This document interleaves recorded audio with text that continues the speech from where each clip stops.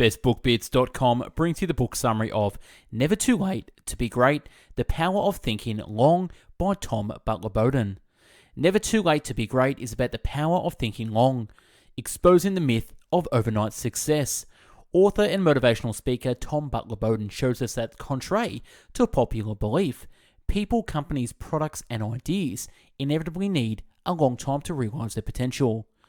Highlighting the importance of the 10-year rule as referred to in Malcolm Gladwell's Outliers, which suggests that significant achievements rarely happen without a decade of intense work and practice in any given area. Never Too Late to Be Great offers inspiration for the impatient or disheartened to stay the course, and gives reassurance to us all that we have more time than we think to achieve our goals. Preface: being an achiever was more a matter of decision.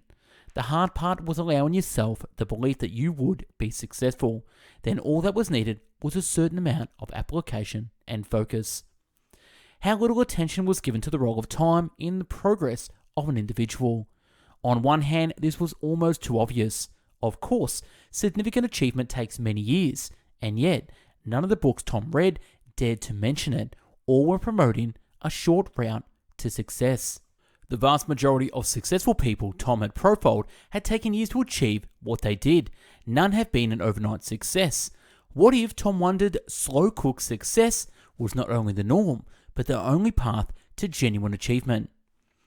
Most people overestimate what they can achieve in a year, but underestimate what they can achieve in a decade. Tom had been led to believe that time was the enemy, a force battled against to achieve our goals. Now Tom began to wonder if this enemy, if we got to know it better, could become a friend. Major goals can and are often realized by anyone, as long as they are cast within appropriate timeframes. Yet inspiration itself had been no substitute for effort. It was not motivational talks that had got me to sit down and write the books, but the bare pressure of deadlines. Tom discovered that large projects, when broken up into smaller pieces and spread over time, become quite doable. A revolution is needed in personal development. Instead of blinding people with visions of glory that can supposedly be realized in a year or two, surely it is ultimately more productive to accept the pivotal role of time in accomplishing our goals. This does not have to mean reducing the level of our ambition, but imply adjusting the timescales in which we'd expect to achieve things. Yet by taking a longer view of things, it is possible to shape life to a greater degree than you think. And crucially, with most of us living longer now, it is rarely too late to begin a remarkable path.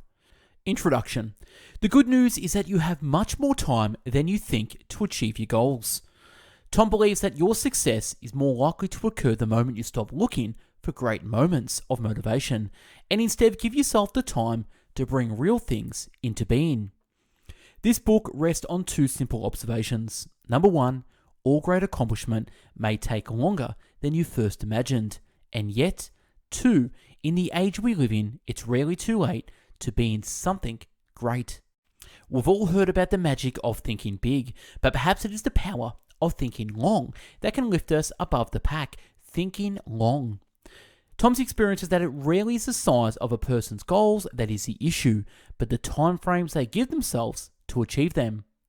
This book aims to once and for all destroy the myth of overnight success and show the slow-cooked way is the norm, not the exception. The universe is filled with examples which suggest that all good things take time. No person is ever born successful, nor do great companies, products, or movements rise overnight. Yet in our fast-moving age, we begrudge the role of time and are embarrassed by the time it takes to do worthwhile things. Pablo Picasso once said, "I don't develop, I am."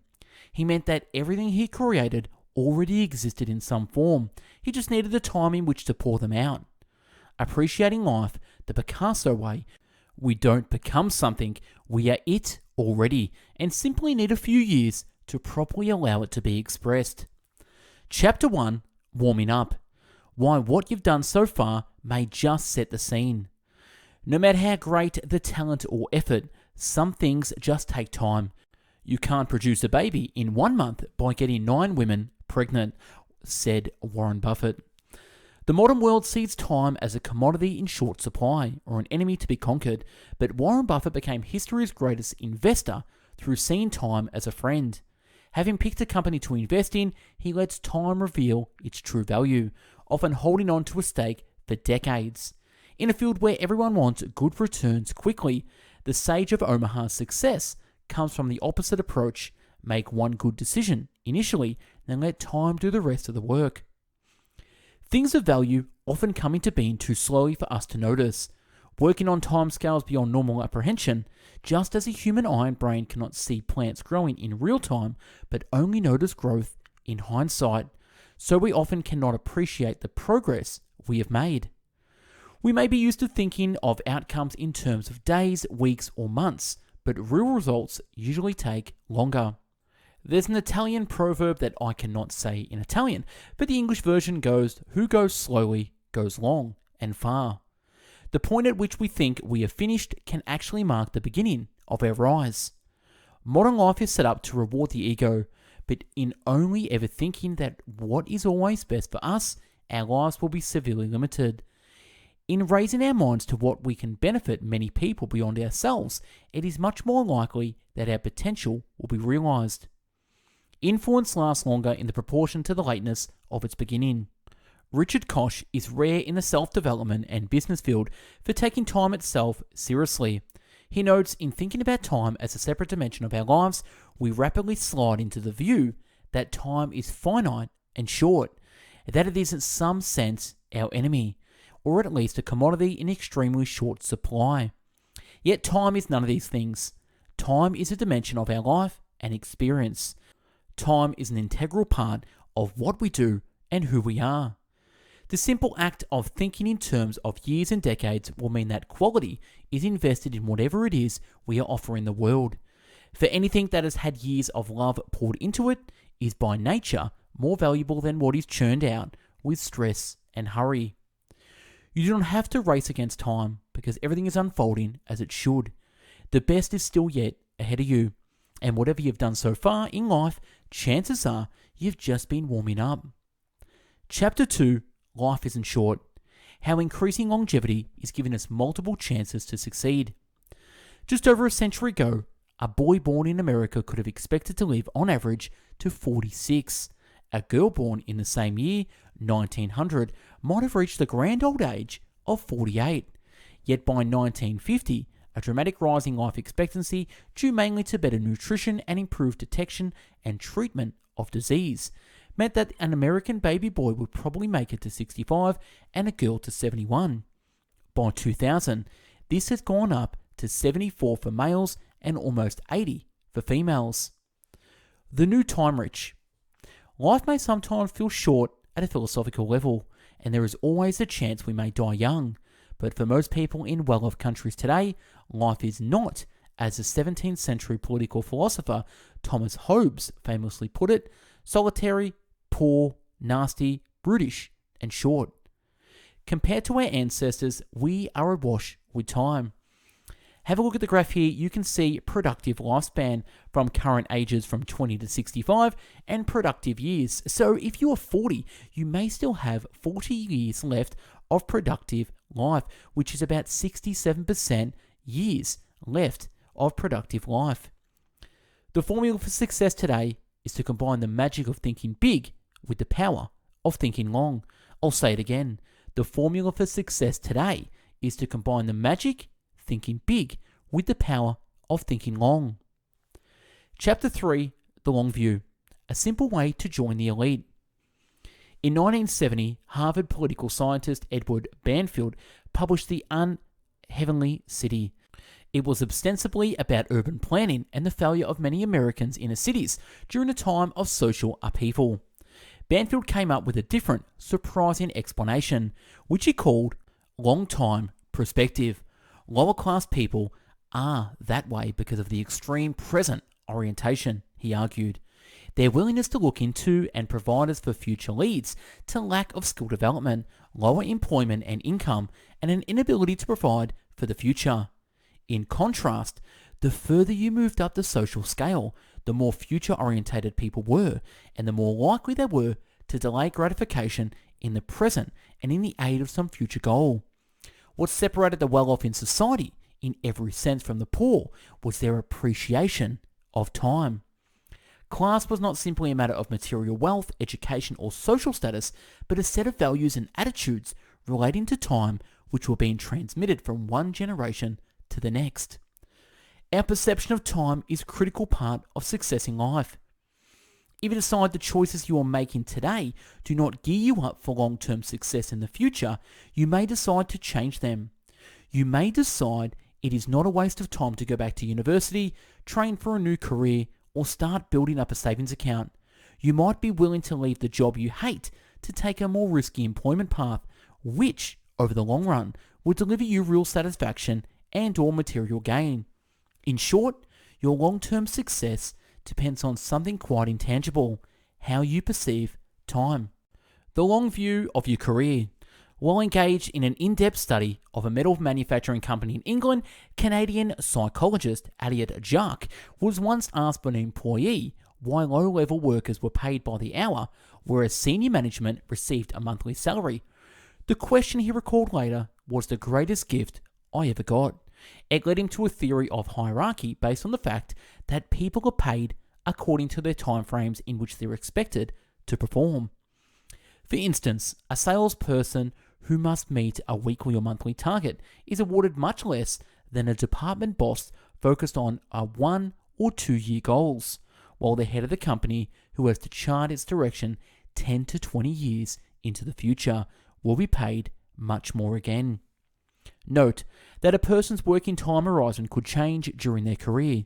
By choosing to see further ahead and aligning their work with the organization's long-term goals, they could leapfrog others and rise to senior levels. For Jark, the ability to see ahead was the missing link in understanding success at work. Jeff Bezos was asked to give career advice. His response echoed Banfield and Jark: have a different sense of time to your peers. Always take a long-term point of view. I think this is something about which there's a lot of controversy.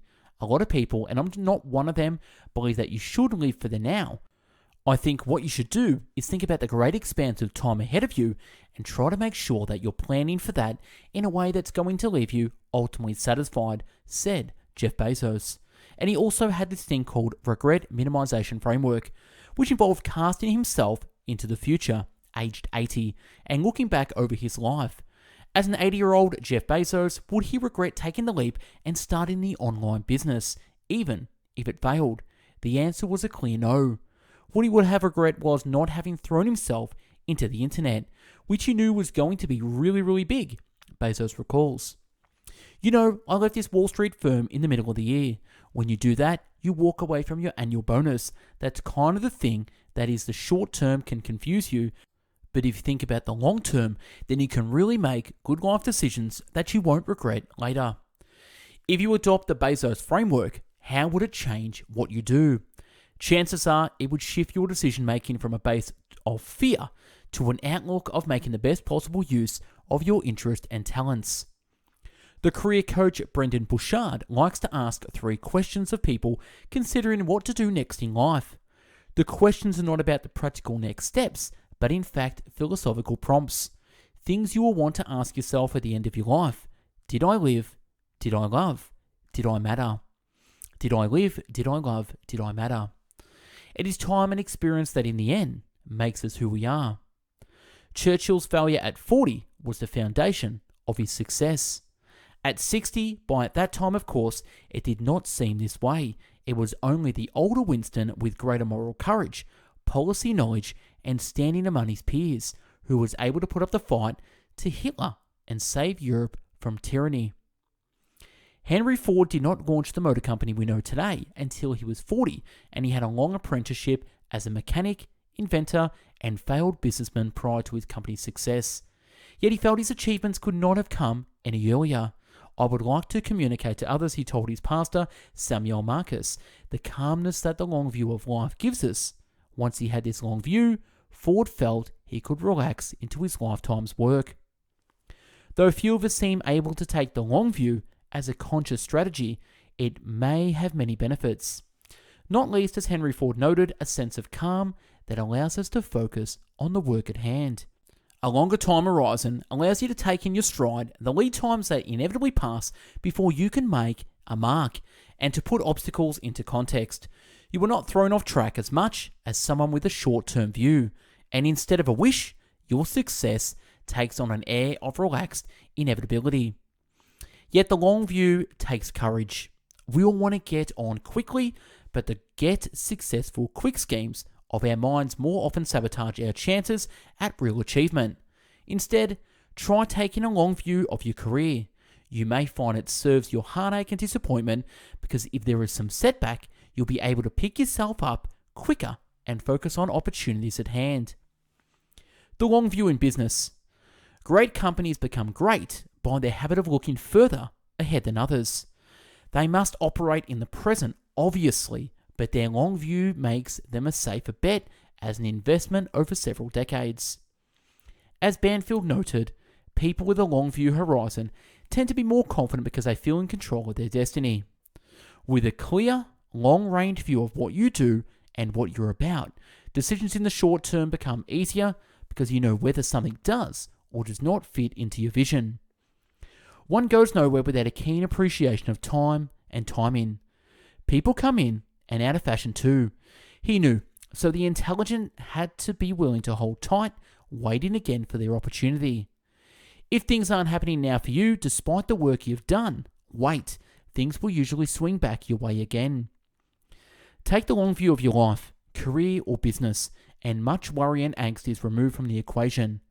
You may be no better than someone else at what you do at the outset, but if you let time and experience play its part and have a willingness to build these into the products that you offer the world, whether this is a thing, a service, or you, yourself, you will set yourself apart from your peers.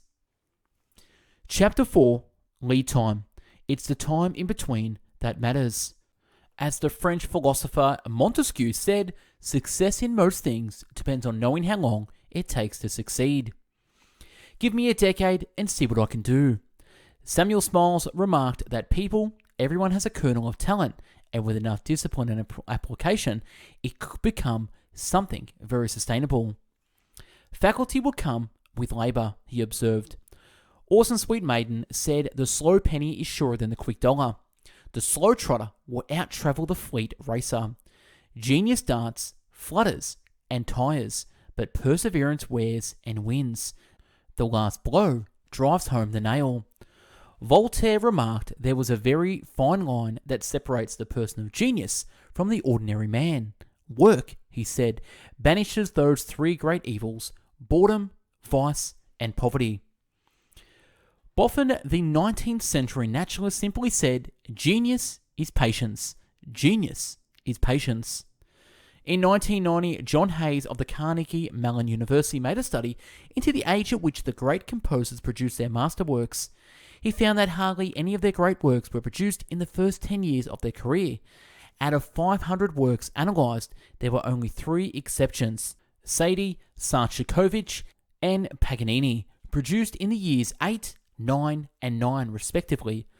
Averaged over the group, Hayes reports the pattern of career productivity involved an initial 10-year period of silence, a rapid increase in productivity from the year 10 to year 25, a period of stable productivity from the year 25 to about year 45, and then a gradual decline.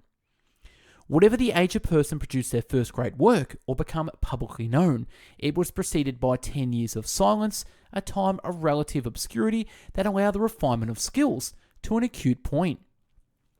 Thomas Edison famously said, genius is 1% inspiration and 99% perspiration. Less often recorded is the rest of Edison's statement. Accordingly, a genius is often merely a talented person who has done all of his or her homework. Yet Anders Ericsson, a world expert on expertise itself, notes that practice as we normally think of it is not enough to get you at the top of your field. It must be deliberate practice, involving constant work to be slightly better every day in your very specific skills, using feedback and measured against preset benchmarks.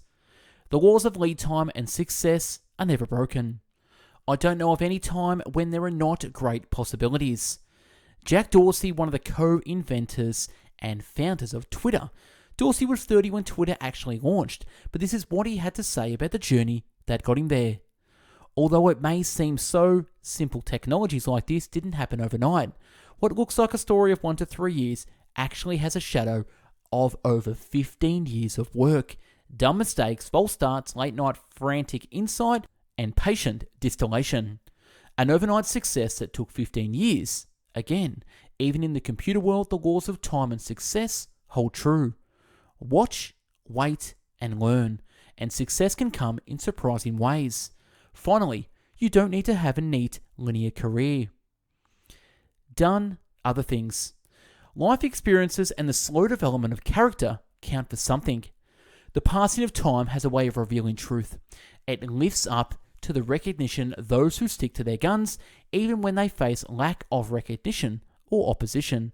It also puts in their proper place people who once seemed invincible and ubiquitous, and whose true merits can now be properly judged. It is never enough to be excellent or even extraordinary in terms of talents, technical skills, or ability to motivate and command people. For a person to reach his or her potential, there must be a certain amount of self-reflection and willingness to correct character flaws or rackets. Self-reflection may not be compatible with the go-getting nature of fast success, but it is compatible with real, slow-cooked success. Early success. It makes a splash, but do we ever know what is really there until the water settles? A hit, when young, can make it seem one is set up for life, but in the creative field, nothing is further from the truth. Wisely and slow, they stumble that run fast, Shakespeare said. Early success can be dangerous, setting up an expectation that, if not soon fulfilled, can lead creative types to self-destruction. Being raised to a height when young can be both a blessing and a curse. An early success or reward is simply a message that says you were good given how young you are, but that quality then takes many years to be properly realized, and this is as it should be. It is not a bad thing to earn recognition over time. When it does come, we are better able to handle it, enjoy it, and maintain it. First, do the old things well. We get creative when we master a domain. People rarely become creative in their field until they have first assimilated all its rules and passed all its tests, a process which takes at least a decade. Truly creative people work for its own sake.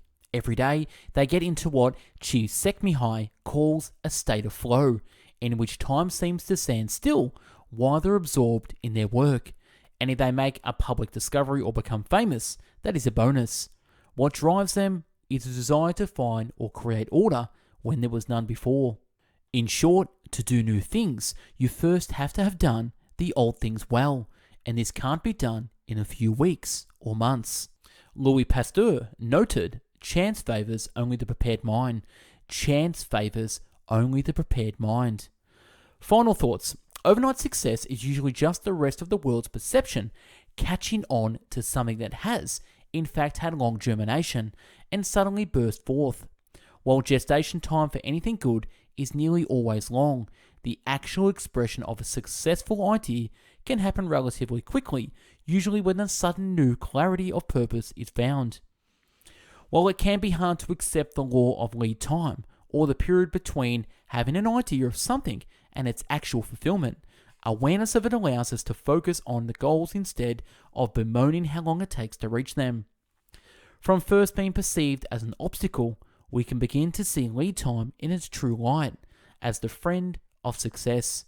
And the good news is that across a longish lifespan, most of us are given not just a second chance, but possibly a third or even fourth to succeed at what we really want to do. Success may only look or feel like success with hindsight. At the time, there is rarely much glamour. The mistake most people make is to see a fully formed success and compare themselves to it. Instead, we should be comparing ourselves to how that person was before they were successful. A rule of life is that we never seem to progress until we have first fully lived out the possibilities in the situation we are in now. It's natural to seek shortcuts and dream of overnight success, but these are like basing a strategy for wealth creation on buying lottery tickets. Soldier Xavier de Maistre said, "To know how to wait is the great secret of success." To know how to wait is the great secret of success. As the hoteler J.W. Marriott put it, success can be boring. Slow cook success recognizes that 99% of the time that you have to be at your desk, in your studio, on the factory floor, dealing with your staff, the drudge work that you must do to achieve something marvelous. Earl Nightingale said, "Don't let the fear of time it will take to accomplish something stand in the way of doing it. The time will pass anyway." We might just as well put that passing time to the best possible use. The seed of creativity flower may lie in each of us, but it grows best in the mud of the work. Stephen King once said, "Talent is cheaper than table salt.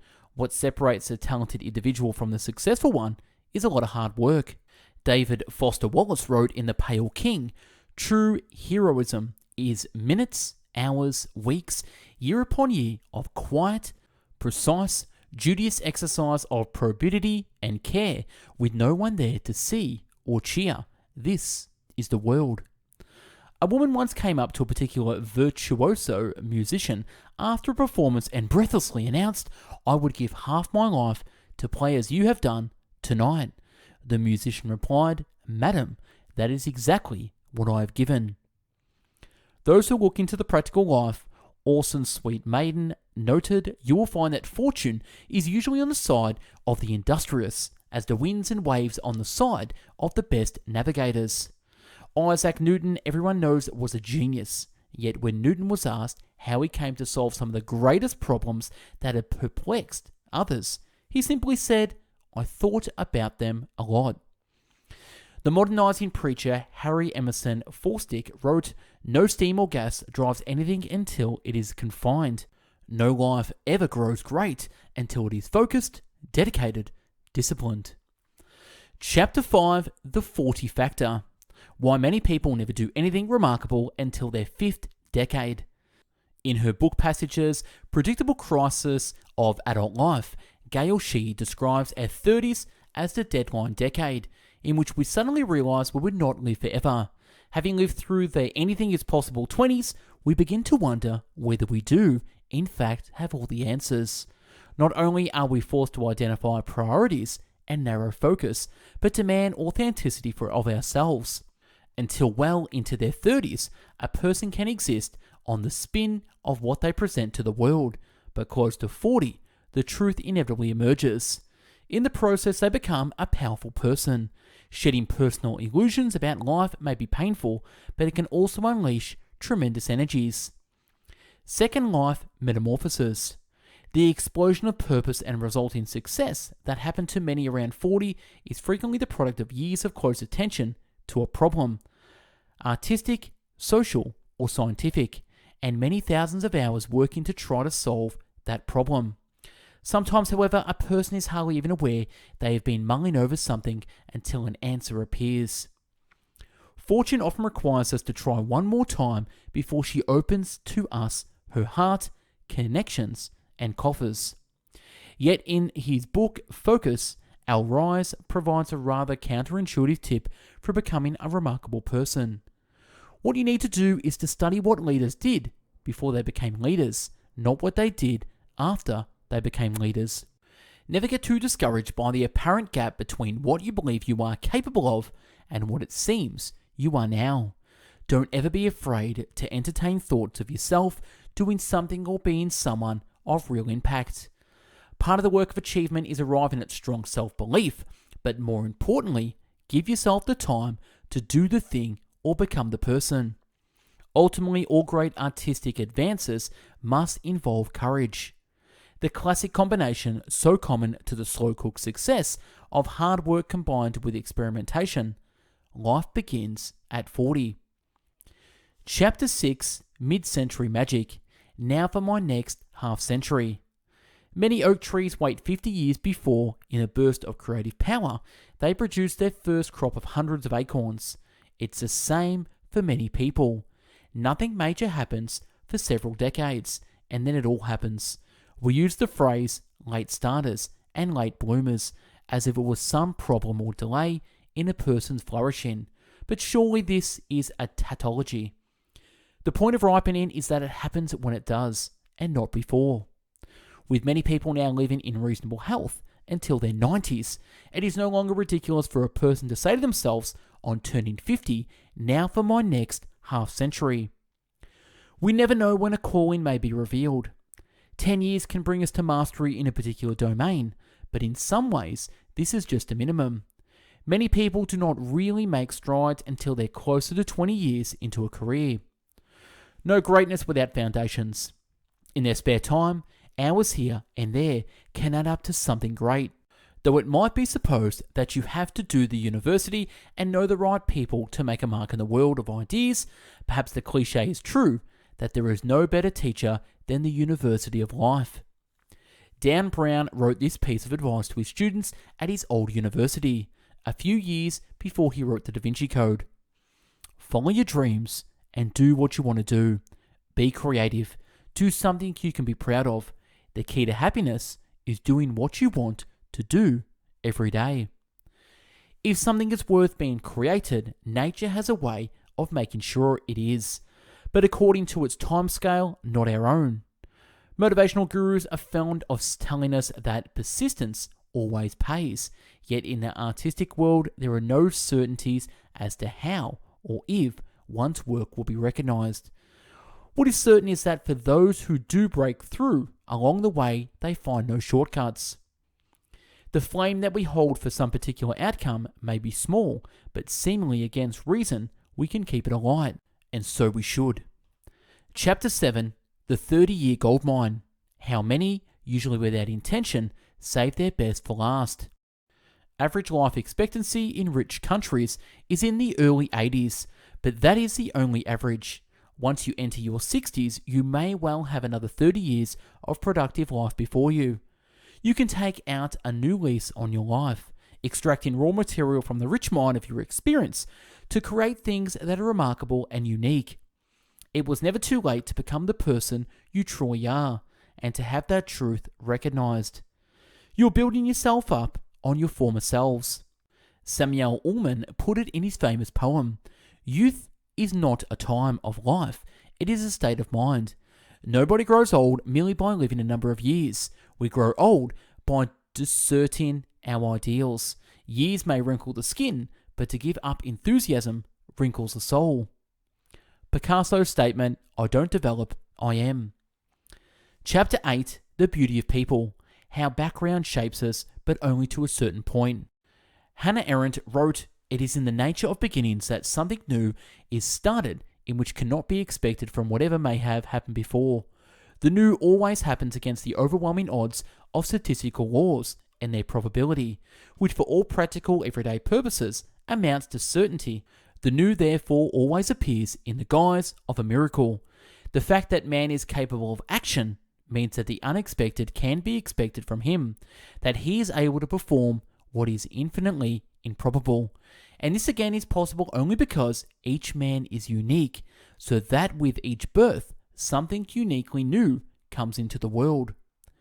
Being born is a miracle in itself, but the real glory is in the way we confirm our identity through our words and deeds. Successful people don't do it alone. Where they come from matters. They're products of particular places and environments.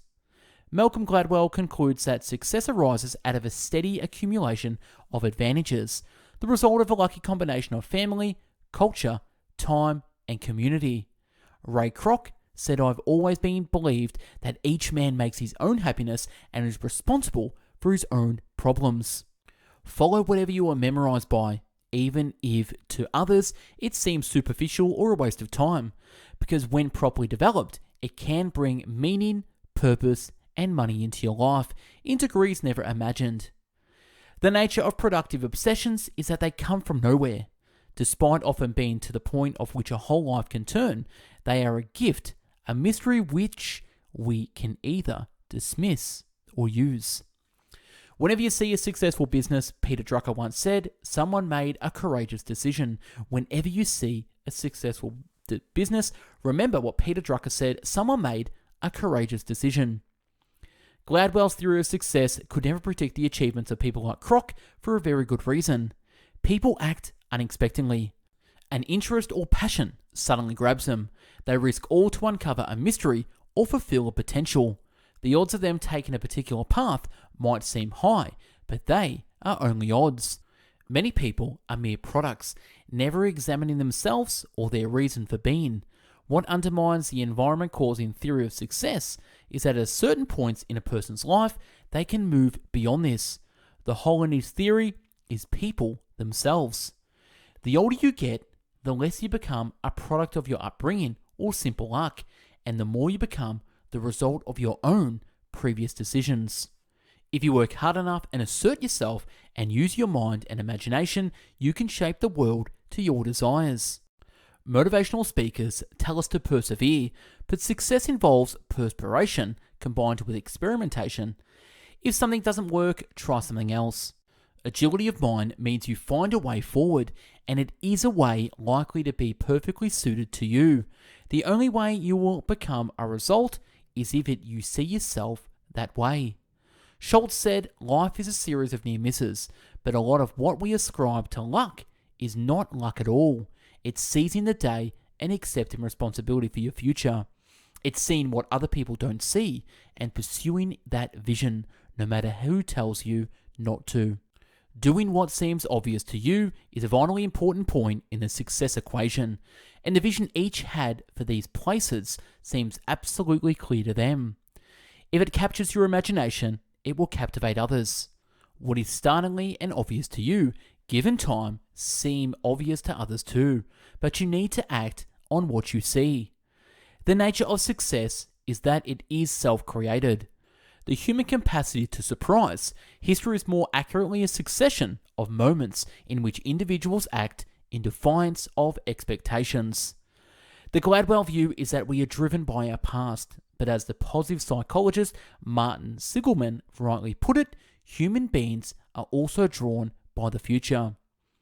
Chapter 9, Everything Big Begins Small and Often Starts Slowly. Jim Collins, the author of Good to Great, wrote about the often unlikely journeys and successes of some of America's best-known companies. After 20 years of studying these firms, Collins observed, no matter how dramatic the end result, the good to great transformations never happened in one fell swoop. There was no single defining action, no grand program, no one killer innovation, no solitary lucky break, no miracle moment. Rather, the process resembled relentlessly pushing a giant heavy flywheel in one direction, turn upon turn, building momentum until a point of breakthrough and beyond. Brand building is slow, patient, methodical work. It takes several decades, goes the old saying. To become an overnight success, sure, there are some exceptions, which we call shooting stars, but these exceptions usually take place in industries that are exploding in growth, carrying the leading brands along with them. In the vast majority of cases, a brand takes many years or many decades to successfully establish itself. Nothing is revolutionary, it's evolutionary. Go slow to get big. The most important thing with any organization tree is the thickness and depth of its roots. These may take a while to take hold, but once they do grow, it is virtually assured, and in time he or she who planted the tree is amazed at its height, strength, and productive output. By taking it slow at first, we can make sure that everything is in order. If it is, things will naturally speed up to when the time is right, and let's be reminded, more than any other time in history, we have the time to take this approach. Tiny things, if nurtured and given time to grow their own way, can flower into something substantial. This seems obvious, but in our quest to do big things, we too easily forget the basic laws of growth. An interviewer once asked Warren Buffett whether he expected to be so successful. No, he replied. What, then, she asked, was his secret? The man who created and was now in the process of giving away $50 billion fortune replied in 7 words, 1 foot in front of the other. By starting small, you are obeying the immutable laws of growth and time. These laws can raise up a beautiful garden or a towering forest within your lifetime, and after you have gone, enrich the lives of those who come after you. The best use of a life, William James said, is to create something that outlasts it. It is not too late for your life to have such an effect. I just want to pause the summary quickly to say thank you for watching and listening to this summary. We have currently uploaded more than 700 free video, audio, and written book summaries at Best Book Bits. We'd love for you to become a fan of us at bestbookbits.com. Subscribe to our YouTube channel, click the notification bell, and follow us on Spotify or wherever you listen to our podcast. You can also keep Best Book Bits financially alive by checking out our products and services out in the links and show notes below, such as physical books, downloadable PDFs, subscribing to our email newsletter, consuming our courses, and joining my Inner Circle coaching program. Thanks again for being a fan, and on with the rest of the summary. Epilogue. Number 1, things often take longer than we expect to achieve. Number 2, we are living longer, healthier lives. Real achievement may be a longer, tougher road than we ever like to admit, and yet we have more time to travel that road than any other time in history. You don't have to change your life in 7 days because you have decades to do it. Most people's mental images of time are drawn from fear, but in seeing time as a help, not a hindrance, in a speed-obsessed world, we give ourselves an unusual advantage. The motivational field does not like to talk about how long real achievement takes because it thinks people will be turned off. Yet by looking unflinchingly at the timescales of success, surely it has a great chance of actually happening when our decisions and actions are grounded in truth, not mere wishes. Let's remind ourselves of what's been observed in this book. Factor in enough lead time and virtually any big project, skill, or enterprise is achievable. Take the long view of your life and work, and you will move to a place beyond your peers. Be open to opportunity, remain curious, have a willingness to take intelligent risks, and follow whatever you are passionate about. Do what seems obvious to you. If you see a need for something, chances are others do too. If the times are not right for your offering right now, wait, stay true to yourself, and things will swing back your way. Human beings, by nature, are never quite predictable, and every person represents a new beginning, through which the world can be changed in some way. Never discount your ability to have an effect. The first 30, 40, or 50 years of your life may simply have created a platform that provides the skills, experience, and wisdom on which to build something important. Motivational speakers talk about persistence, but it is the hard work combined with experimentation that leads to the breaks characterizing the lives of remarkable people. Start modestly, give your idea or enterprise enough time to put the roots down, and it will have enough time to build into something that lasts. Thinking big can get you somewhere. Combine it with thinking long, and you'll have a recipe for greatness. Edward Banford was right. By changing how you see time, you change your life. For the longer we are around on the planet, the less our original conditions matter, and the more our success is the result of our own decisions and use of our hours and days that we have. In the 1930s, in the middle of the Depression, Napoleon Hill told his audience that the supreme secret of life was that the mind of a man can conceive and believe he can achieve. And last, you can rest assured that if you devote your time and attention to the highest advantage of others, the universe will support you always and in the nick of time. And that's wrapping the book summary of It's Never Too Late to Be Great by Tom Butler-Bowdon. If you like this summary and want a PDF version, click the link below to download this. If you want to become a contributor to Best Book Bits, become part of the community, join the family, help read books, create summaries, and do audio recordings. Email me at info@bestbookbits.com or slide into my DMs on Instagram. Chat with me at Best Book Bits there. Or you can also join our free book club that we have at Facebook at Best Book Bits. Now, if you want me to do a book summary, comment, DM me, or email me. Thanks for watching and listening. Have yourself an amazing day. Take care. Bye-bye now.